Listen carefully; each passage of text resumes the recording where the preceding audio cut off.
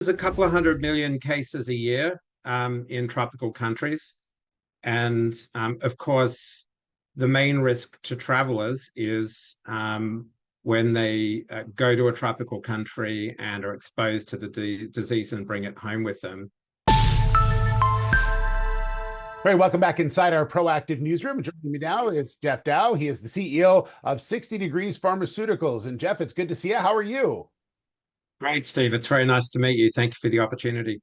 Yeah, excited to learn a bit more about the company. I know there's been a lot of things going on within the company. We'll get to a lot of that in just a second, but maybe talk to me a little bit about 60 Degrees Pharmaceuticals and, of course, obviously centered around the name.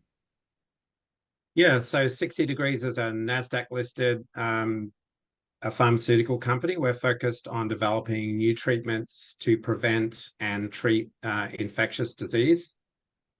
We have a lead product, Arakota, which is FDA approved for malaria prevention in travelers. And our overall strategy is to grow sales and revenue associated with that product, and then to expand the utility of it from malaria to include other diseases, specifically tick-borne diseases. Yeah, I don't think people are quite aware of the how much malaria is around the world, and when there's a number of different places in probably every city where you have to go and get inoculations before you travel and things like that. So, are you noticing that as well? More of a prevalence of malaria around the world? Yeah, I mean, there's a couple of 100 million cases a year Wow. in tropical countries.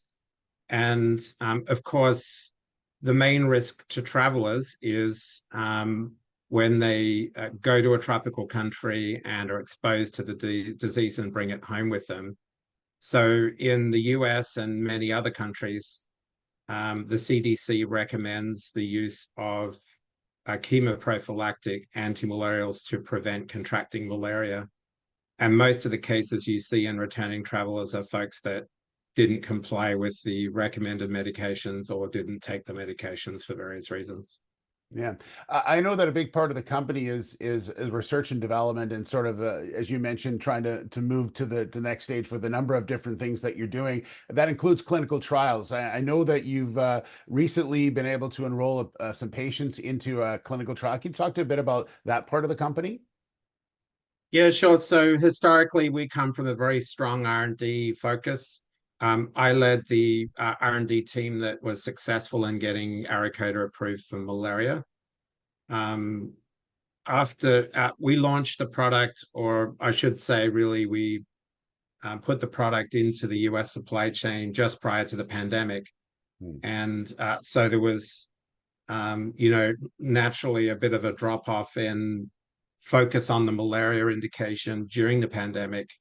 And we started to get lots of inquiries from patients with babesiosis about the use of tafenoquine and Arakota for use in that disease. And at the same time, a number of non-clinical studies came out and some case reports that suggested tafenoquine, which is the active ingredient in Arakota, may have some utility for treating babesiosis.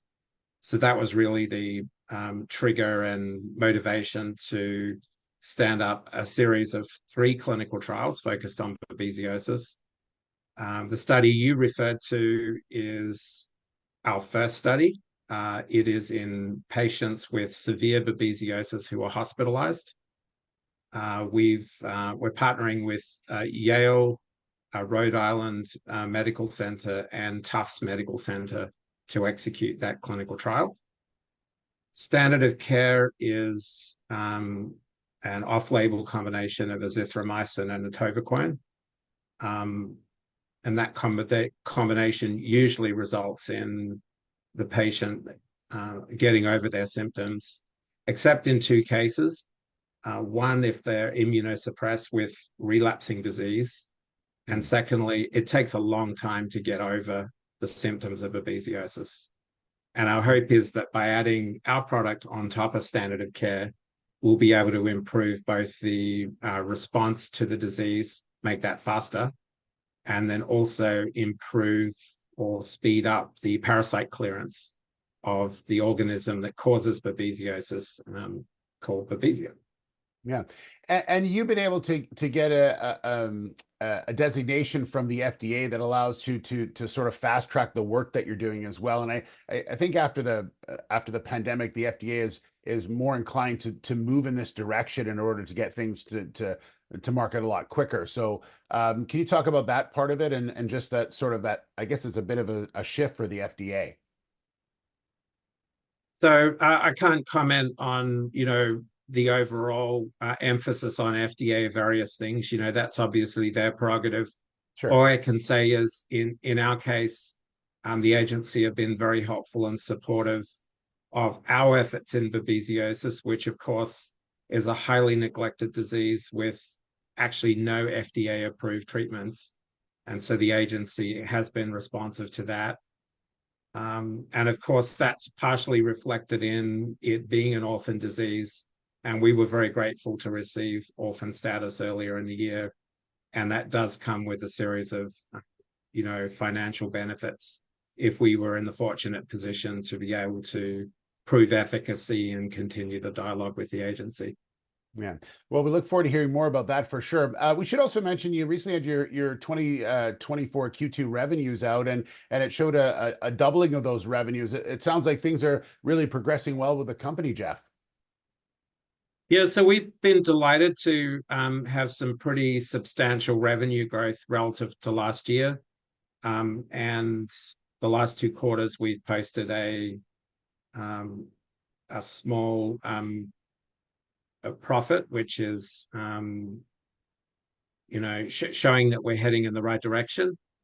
And of course, we're very hopeful that in the future those trends will continue, and we're working very hard to both develop the malaria indication commercially and also set the stage for hopefully eventual use of ARAKODA for babesiosis if our clinical trials work out the way we hope.